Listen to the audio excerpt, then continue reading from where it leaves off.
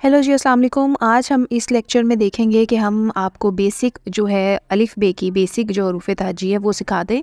उसकी प्रैक्टिस करना कैसे होती है, कौन कौन सी चीज़ें उसके अंदर हम आप प्रैक्टिस कर सकते हैं अपनी राइटिंग को इम्प्रूव करने के लिए। तो यहाँ पर मैंने आपके सामने कुछ चीज़ें लिखी हैं, लाइक हमने अलिफ लिखा है, नून गुन्ना लिखा है और कुछ हमने ये आड़ी तिरछी लाइनें लगाई हैं, जिसमें आपको ये अंदाज़ा होगा कि इसकी प्रैक्टिस करने के बाद आप इसको आपकी जो कंप्लीट हरूफ ताजी है वो इसके ऊपर डिपेंड करती है। सबसे पहले हम देखेंगे कि हम अलिफ कैसे लिखें। आपको पता है कि स्ट्रेट लाइन लगाना हर किसी को आती है, लेकिन स्ट्रेट लाइन होती है वो काफ़ी इंपॉर्टेंट होती है।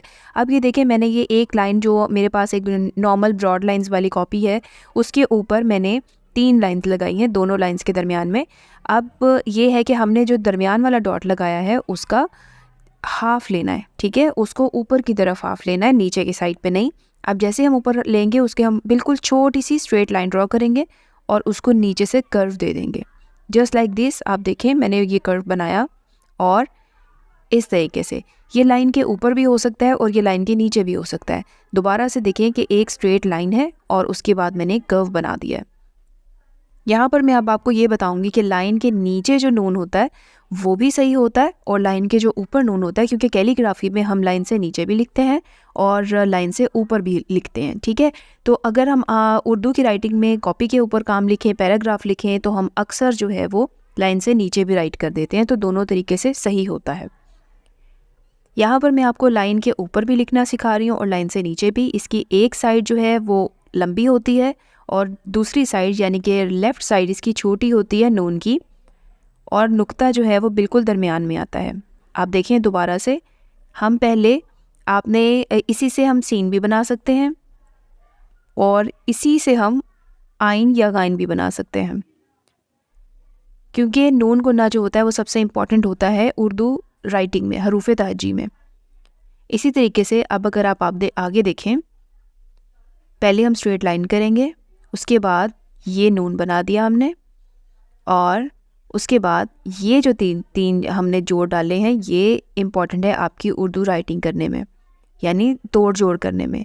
तो इसका हम पहले प्रैक्टिस कर लेंगे नीचे रे बनाने की। जब आपको रे बनाने आ जाएगी तो उसके बाद आप ऊपर वाला जो इसका पार्ट होगा वो बिल्कुल सही तरीके से बना सकती हैं। तो चलें अब हम एक बार सारे के सारे वर्ड्स की प्रैक्टिस कर लेते हैं। सबसे पहले तो आपको स्ट्रेट लाइन की यानी अलिफ की प्रैक्टिस करनी है, उसके बाद आपको रे की करनी है। आप ये रे नहीं हम इसको कह सकते, इसके बाद हमें उल्टी रे की करनी है। ये कुछ चीज़ें हैं, ये कुछ हरूफ हैं या फिर ये कुछ ऐसे अल्फाज हैं जिनको मैं यहाँ पर राइट कर रही हूँ ताकि आपकी उर्दू की प्रैक्टिस बेहतरीन तरीके से हो सके। जब आपकी उर्दू की प्रैक्टिस इन अल्फाज पे हो जाएगी, इन नुक्तों पे हो जाएगी, तो फिर आपको राइट करने में कोई भी मसला नहीं आएगा। ऑलमोस्ट आपको 2 हफ्ते इसकी प्रैक्टिस करनी है, जितनी भी चीज़ें मैं आपको यहाँ पर दिखा रही हूँ। देखिए ये इसको हम अगर ऊपर से करेंगे तो ये रे के नीचे साथ में इसके हम अटैच कर देंगे, ये काफ की जो ऊपर एक सोशा होता है वो। अब देखिए इसके नीचे हम बिल्कुल मैं आपको दोबारा से एक बार करके दिखा देती हूँ कि हम कौन कौन सी जो हरूफ हैं उनको राइट करेंगे। नून सबसे इम्पॉर्टेंट हरूफ तहजी में नून होता है, जिसको आप डिफरेंट तरीके से बना सकती हैं, लाइन के नीचे भी लाइन के ऊपर भी। अब है अलिफ, उसके बाद ये एक आड़ी तिरछी सी लाइन है, इसकी प्रैक्टिस कीजिएगा। फिर उसके बाद उल्टा नून है, इसकी प्रैक्टिस करें, जिसका राइट छोटा और लेफ़्ट लॉन्ग है। उसके बाद ये देखें ये हमने कुछ एंगल्स बनाए हैं। फिर ये रे की प्रैक्टिस है साथ। फिर आपको ये नून की प्रैक्टिस करनी है, सबसे इम्पॉर्टेंट नून है और आप इसको एटलीस्ट 1 महीना देंगे। इसके बाद ये बढ़िए की साइज़ है, ये बढ़िए की शेप है जिसको आप प्रैक्टिस करेंगे। ये है छोटी है की भी आपको प्रैक्टिस करनी है। राइटिंग सिर्फ आपकी तभी अच्छी हो सकती है जब आप प्रैक्टिस करेंगे। इसके बाद ये स्वाद है, जैसे मेरी पिछली वीडियोस में भी देखिएगा कि सेब का आधा बीज जो होता है, सेब के बीज की तरह हम लोग ये बनाते हैं।